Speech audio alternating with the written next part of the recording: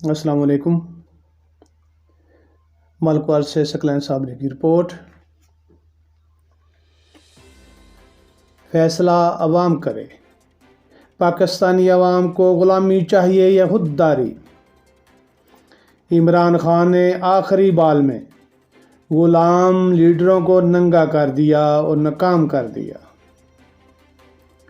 PTI रहनुमा नज़र मोहम्मद गोंदल साबका वफाकी वज़ीर की क़ियादत में मलकवाल ज़िला मंडी बहाउद्दीन में इमरान खान से अज़हारी यकजहती के लिए एक शानदार रैली निकाली गई,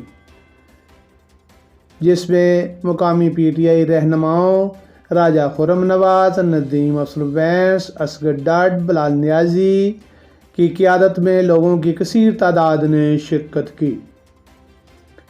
रैली से मुकामी रहनुमाओं ने खिताब करते हुए कहा कि इमरान खान ने ज़बरदस्त गेम खेली है। अब ज़िम्मेदारी पाकिस्तान की आज़ाद अवाम पर है कि वो पाकिस्तान को और पाकिस्तान की अवाम को इज़्ज़त देना चाहते हैं या ग़ुलामी कबूल करना चाहते हैं।